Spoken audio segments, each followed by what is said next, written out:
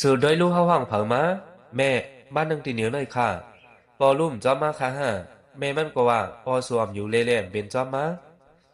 ยามนั้นลูกเปิ้งมันก็สั่งกว่าห้องเอาแม่เขามานั่งดีเนื้อต่างสูงเย้าก็เอาลูกอ่อนนั่นใส่วันในมือเมเขาเสียจังเดห้องเอาเจ้าโผมันเสียกว่ากลุ่มกันดีเนื้อสึงไผมันนั่งจะลำเสถามว่าสุเฮ็ดอีสังกว่าละในเฮาสุกว่าห้องคาจังเด้อเฮินปีนสังเลยซ้ำห้องแม่เฮามาจังไหนยามนั้นโผมันก็สั่งลาดว่าแม่เฮากดดึกเหตุการณ์อะไรกูลองอยู่รู้ลาดหนังในเย้าออกขึ้นกว่ากำเหนียวความอันซองคาอุกกันนั่นแม่เขาเลยยินเชียงเสียงเผิดถึงยามกินข้าวมาแม่ดึกแถมพักอยู่นั่นลูกชายมันว่าแม่เฮากลุ่มเงาสังอยู่นั่นกินข้าวเลยนะเมื่อเลียวปอสู่สองได้เลยกินข้าวอ่ำหู้ปอห้าป้อมจะลูกอ่อนเย้ารู้แม่มันได้หากินห้างก้อยๆยามเหลียวได้ทางได้กินเย้าค่ะอย่าไม่เจอแม่เรากินให้อิ่มๆเลยนางมีหามซีอย่าลัดจังไหนก็มั่นใจอ่ำถ่อมเดี๋ยวในกว่าพอเฮากว่าเหตุการณ์แม่ก็ที่เหตุปานการที่เฮือนเฮาก้อยเมมันก็ว่าแม่เฮาเท่าเย้าที่เหตุไหลการจะในมันหมด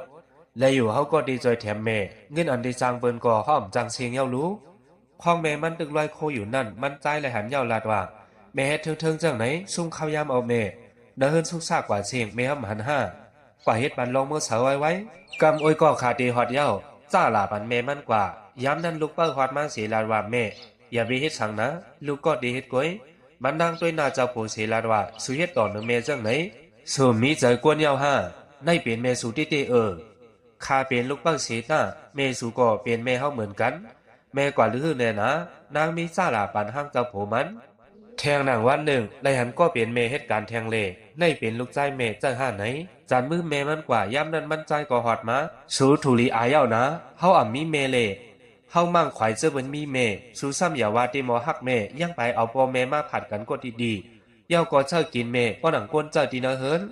สร้างว่าลูกเฮาก็อย่างมาที่เฮ็ดต่อเนือสู่เจ้งไหนสวมโกวดตอบห้ากว่าห้องปอมายามเดี๋ยวในมันใจก็ขึ้นหูดูเสียลาดว่าเมื่อพวกเขาดีกว่าห้องปอมายามเหลียวมันนั่งสั่งว่าห้องเป้าเลยต่อถึงเมื่อผูกหรือกว่าห้องยามเหลียวเย่าในสีขาทั้งสองก็ออกขึ้นกว่าห้องปอเขาอยู่